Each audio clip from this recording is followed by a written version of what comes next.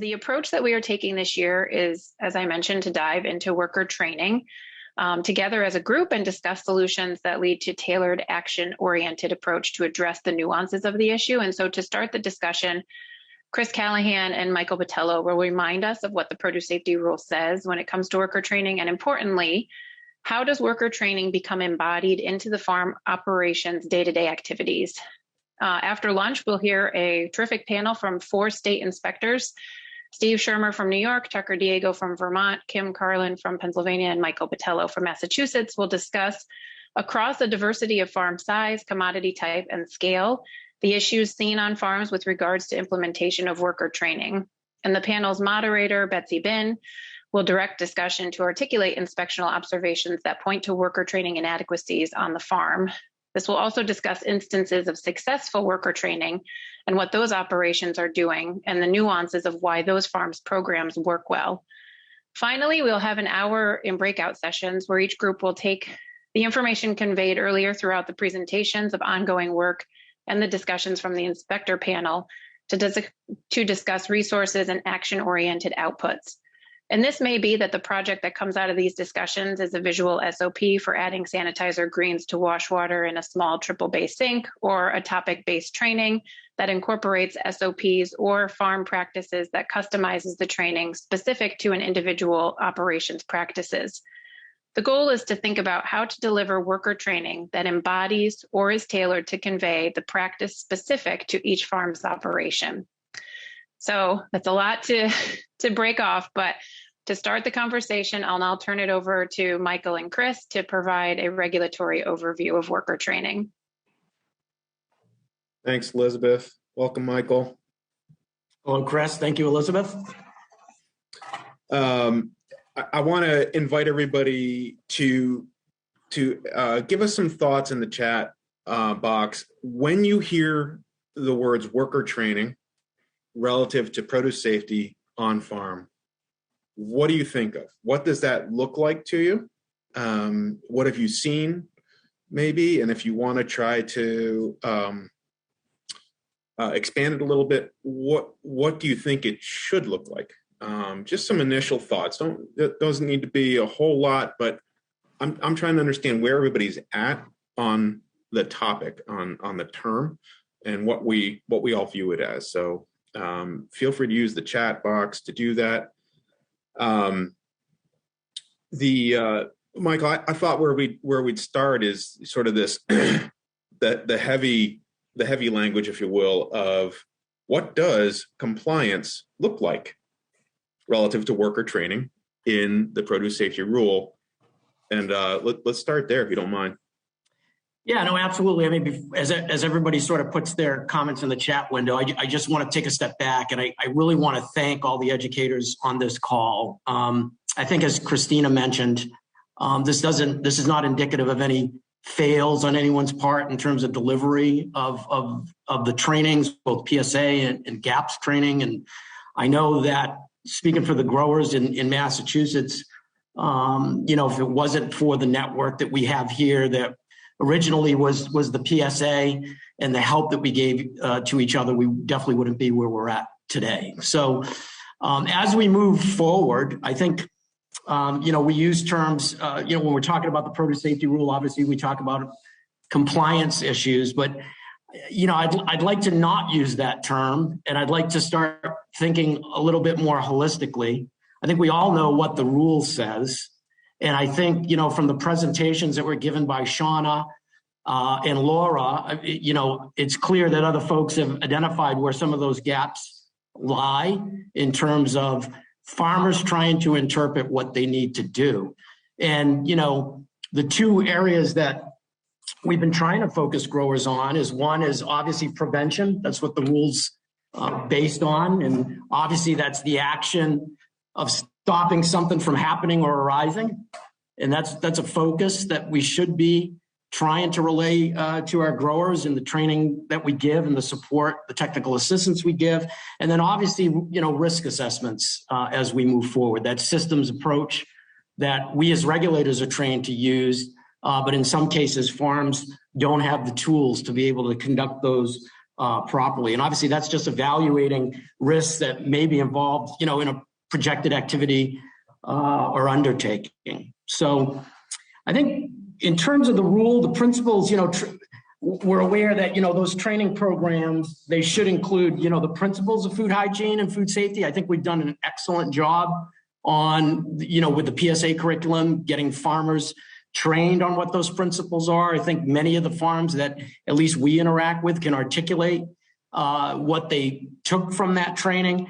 I definitely see the gap being, when the farm manager or farm person identified to train workers, when they deliver that training, some gaps when it comes to those overarching or overall principles contained in the produce safety rule, and then the specific SOPs and activities, covered activities that they conduct on farm, that they just are having difficulty in training their workers on what those are, in making them stick, obviously through reinforcement and just basic management, right? In the farm's defense, there's some huge challenges that we're having, I think, in the Northeast, right? I mean, we have definitely labor shortages, high rates of turnover on harvest crews. These are presenting even more challenges for farm trainers who are trying to do this effectively. So, I think, like I said, with the presentations that Shauna and Laura gave, I was really excited because it's heading in that direction, which is how can we sort of train the farm trainer and give them tools to adequately develop and deploy quickly, training that's efficient, specific to sort of their SOPs. And we don't focus necessarily just on the compliance issue. We're aware that there's still, some misunderstandings between audit programs and inspections. I think in many cases, the farmers create that based on anxiety and frustration because a lot of farms are receiving both and they don't want to receive both. If we focus on prevention, adequate training tools, and once again, directing farms towards risk assessments, that's helping them in both activities, right? Both a successful pass of their audit, as well as a successful inspection where these compliance issues and regulatory speak, I feel are really there in many cases just because the farm is doing its best to try to figure out how to do this effectively and efficiently, and they're just not there yet.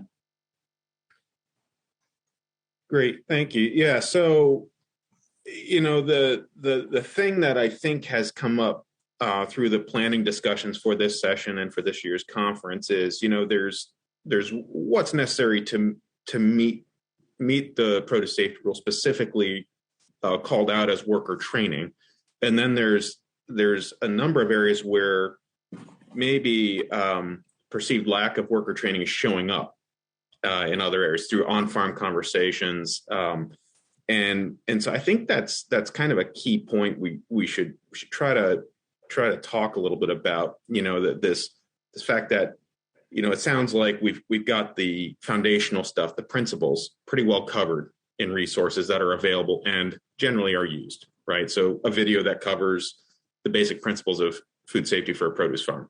Feel like that is covered and or will be covered in a revised video from Betsy and her crew. I'd like to talk a little bit about how the other worker training does show up or doesn't show up at times. So farm visit, you go and you talk to somebody working on a wash line. How might worker training show up there?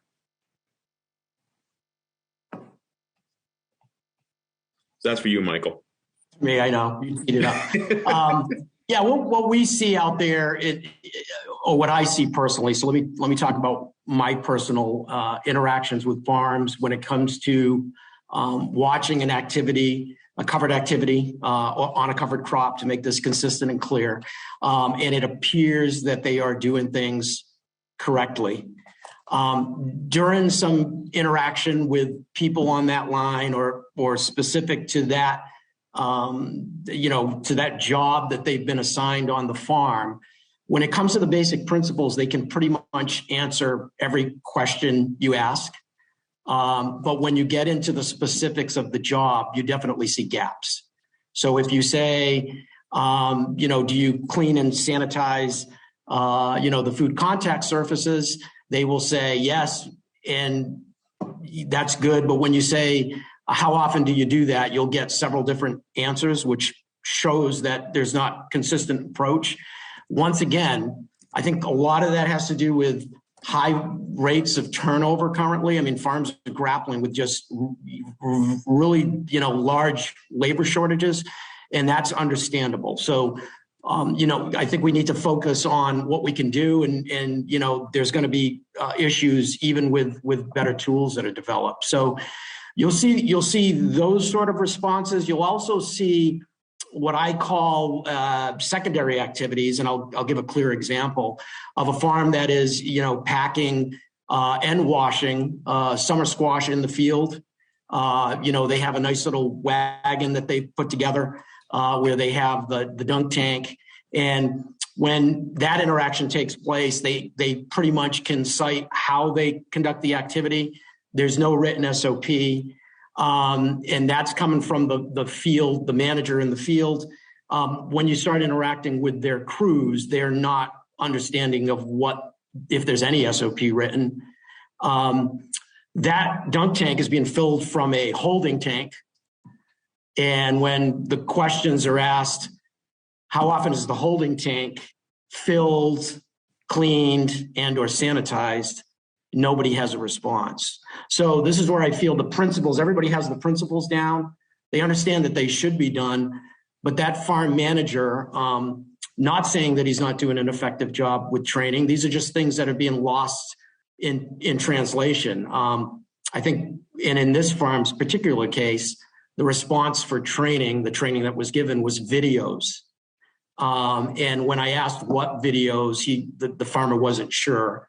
They had downloaded the video. So whether that's a gap video, I think this goes back to the data that Laura cited in her presentation, where, what are the resources out there and do farmers know which one to grab? So I feel accidentally, as regulators and educators, and definitely the NECAFS community, we've sort of co-opted a process that farmers feel is sufficient for compliance with the rule, or sufficient for compliance with audit programs. More importantly, what is going to support the establishment of that farm food safety culture that we're all talking about, once again, with that focus on prevention and then risk assessment.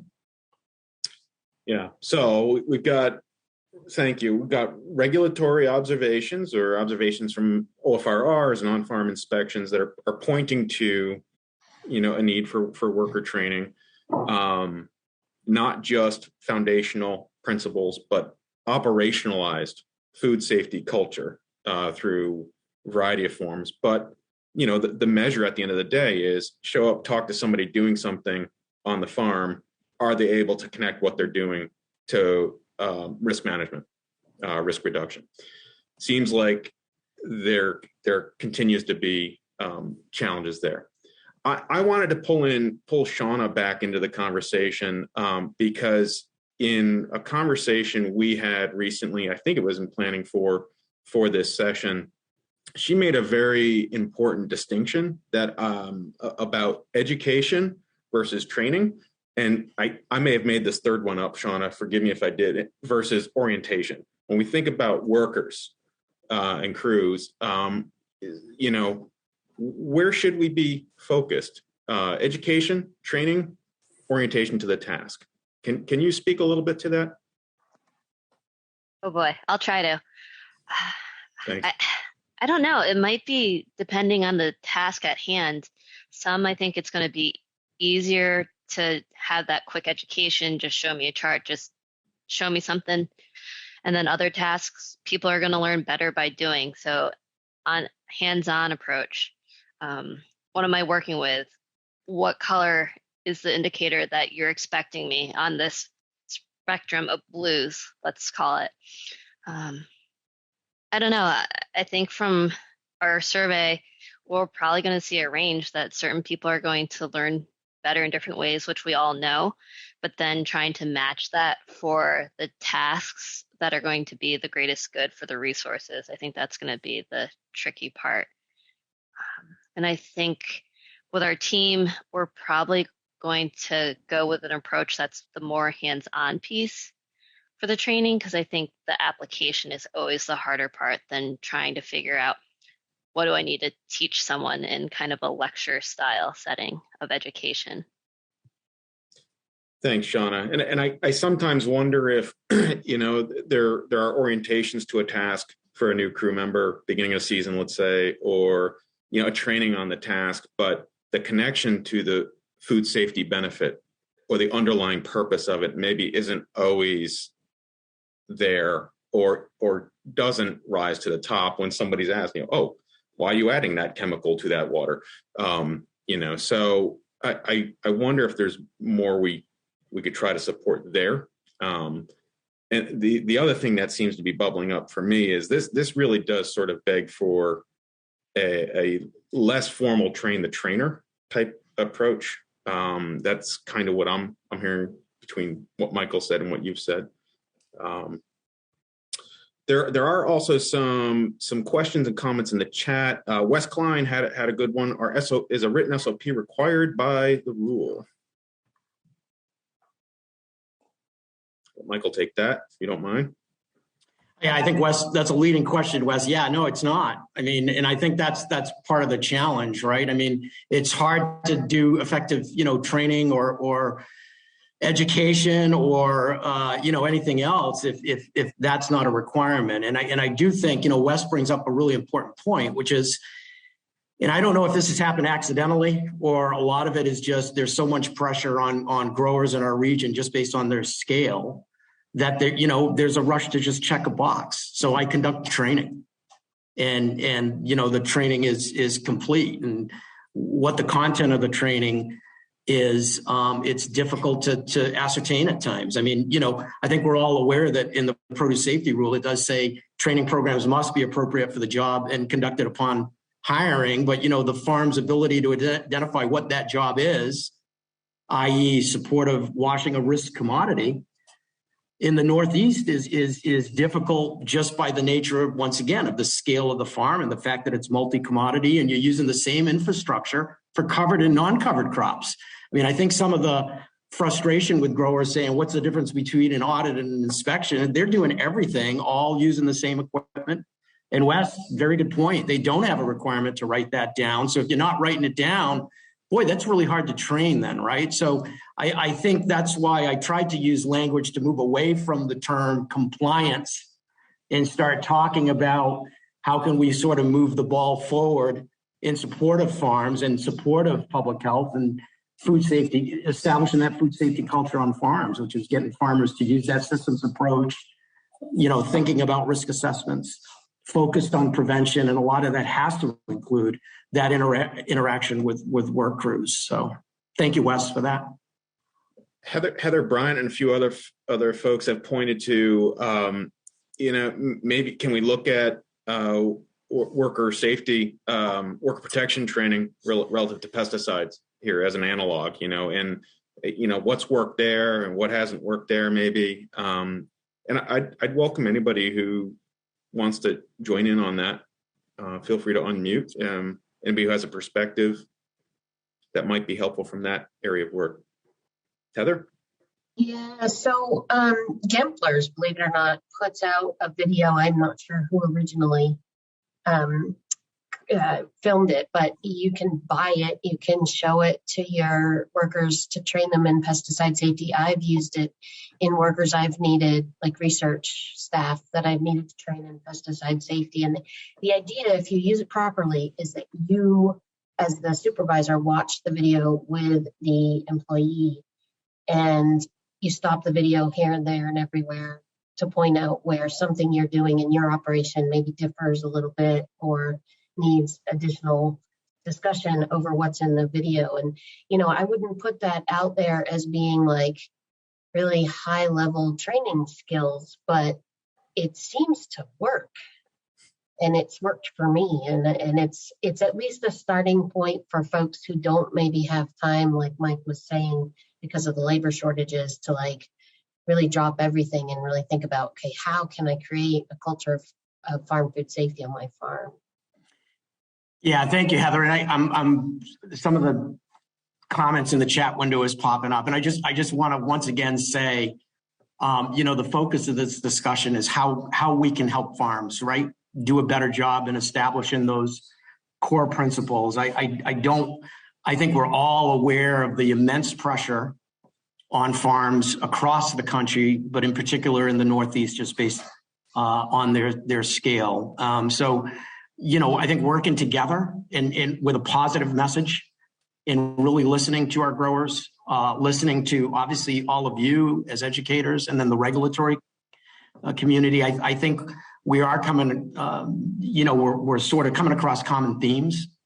And if we can develop tools to just reduce that anxiety on farms, and Heather, whether that's working that WPS model that you mentioned, maybe that's effective.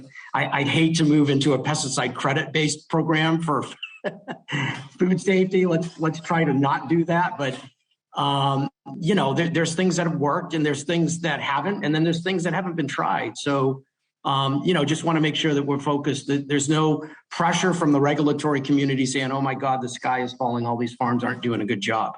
I just don't think, how does a farm take,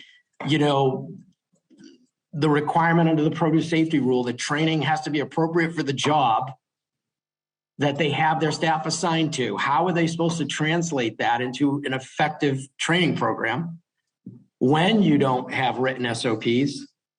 Wes, to your point, that's difficult to do.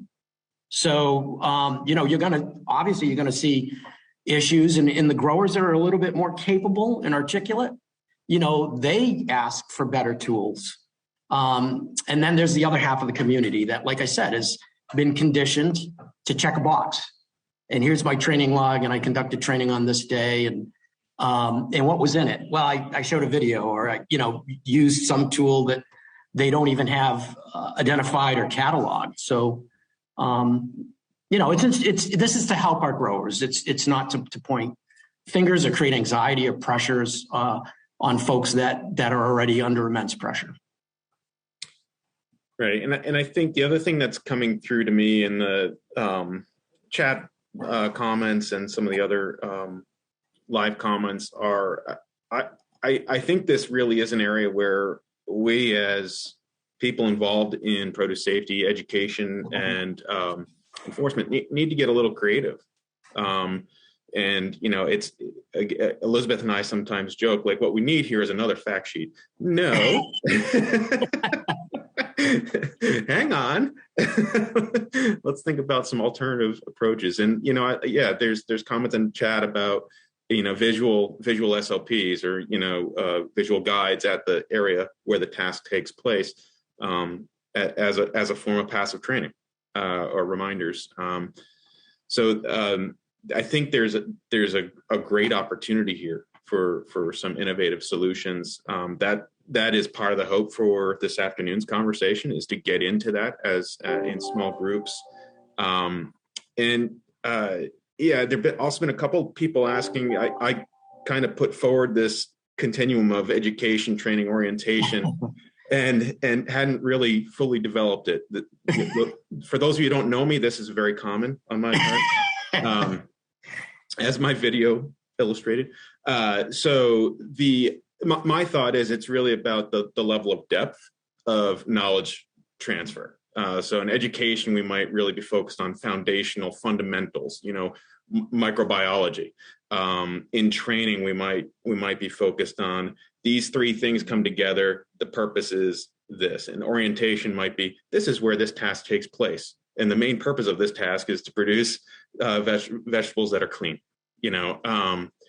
So I think there's depth, a very, very depth. There's probably more to it. I'm sure there's some pedagogical experts here who could run circles around me, and I welcome you to. But I think we need to really take a good hard look at what are we trying to convey at different points in the educational cohort. and in the work they're doing. I see that we have 5 minutes left. Michael, what haven't we gotten to that you would hope we might in this quick conversation? I think Laura and Shauna's presentations prior to us talking was a great lead in, because it really identified where I see gaps and where I think we can definitely do better. I mean, just because I'm part of the NECAFS region doesn't mean I feel we're the best and most capable region, but I do, because I think if any region is going to be able to pull this off effectively and have growers, give us feedback that says, this is great. And listen, that may take 3 to 5 years, right? I mean, everything takes time. We're not going to solve this issue in a season, but we can give them better tools. They're capable and they'll do the job that they need to do. Once again, for their risk assessments for preventing foodborne outbreaks, associated produce on their farm outside of regulatory structures or audit structures. I mean, it's that food safety culture that we've been talking about. So I think that's, it produces less anxiety. If these tools also, these tools are obviously going to be focused on compliance.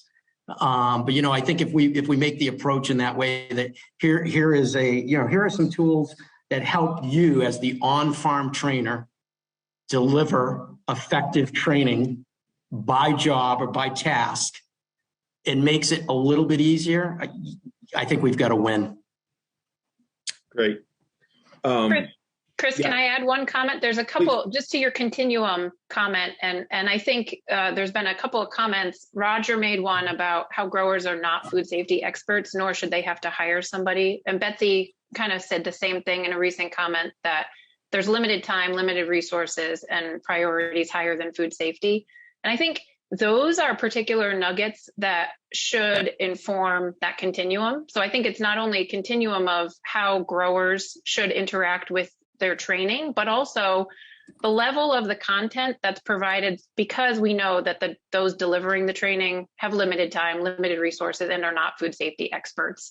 And that there's definitely perspectives coming from different directions on the content that's being delivered and the way that the content can then be delivered, if that distinction makes sense. But I see those comments as being really important to this discussion. Thank you. We have a couple minutes left. I do want to provide, there's almost 100 of us here, but if anybody has a thought, a question, or perspective that we haven't gotten to that you feel is really important to this, please take a moment, feel free to unmute, and let us know what you're thinking. Hey, Chris. Yeah. Hey, Seth. Hey, Seth.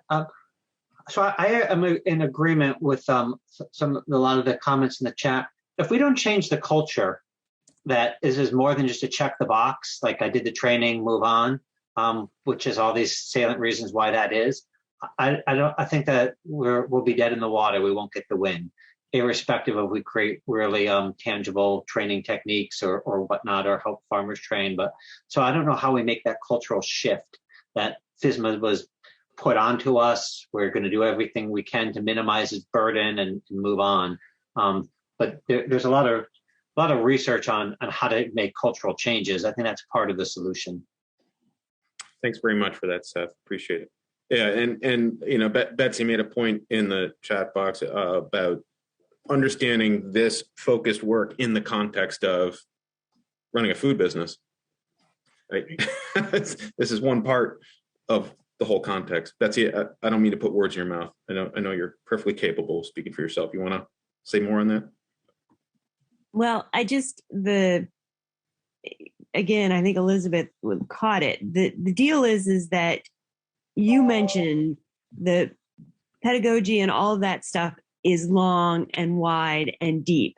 And I think the reality is when we as food safety people work together, we like to think about all the details. When you work with farmers, they need to get it done. And so I think when we're talking about things, it's fine within the context of us to think about this when we're developing materials. In fact, I wish we would think about it more when we're developing materials, because when you look at some materials, I don't think people are considering it. But when we're talking about how to get it done with farmers, we have got to realize we are not the biggest game in town.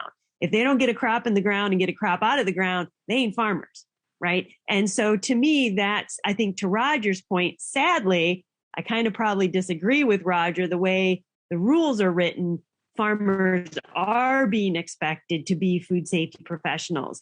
I don't agree with it, but I think there is that expectation that is evolving. But the reality is, what can we do? We can do all the heavy lifting to get them good products that are well developed, that are effective, that are field tested, so that they can make that use of that limited time and limited money. That's my point. Thanks, Betsy. Hello, Chris. Yeah, hey, Antonio, go ahead. And then Hans. Okay. Really quick. It's really great what everybody's saying. Definitely agree. It is expected for farmers to understand the food safety culture and then to implement the rules. Right now, we have farmers who are leaving our facility, Alba, and they're starting their own business outside of Alba, getting land. And pretty much our goal is that, we're preparing them to 80%, they'll be able to do everything on their own. And once they get a consultant outside, they probably won't need them as much. But something I have seen through the audits is that when the inspector goes, is that they want them to know what they're doing, how to read their food safety plan, how to do their logs, especially one of the main important things, but also that they understand the trainings and also are training their employees. So one thing that I have seen is that it's also good to talking to farmers is that training is very important to be conducted either before or after a harvest. From my perspective, because I see farmers when they're doing piece rates and they're harvesting, all their focus is bringing out that box to make that extra money. I see farmers try to do trainings while they're doing piece rate, and it doesn't really take that much. It's not going anywhere. It's just that, like someone mentioned earlier, they're just checking off a box. Yeah, I was here present, and let's go back. There's just things to consider. I just wanted to point it out that I have seen in big crews that are 40 in the crew. When we talk about good culture, I talked to a foreman at a different facility, and they had only 2 sinks with 40 employees and a 10-minute break. It's kind of the question, right? I mean, they're receiving training, but does everybody really get to wash their hands within 10 minutes and eat a snack? Sure. Just things I wanted to share. Thank you. Thanks so much. And thanks for being with us. Thank you, Antonio. Hans? Yeah, real quick, and sort of based on Betsy's comment too, I think this is right time, right place to really move on this. And what I mean, just with the pandemic, is sort of, crisis that a lot of worker employment crisis, a lot of growers are in.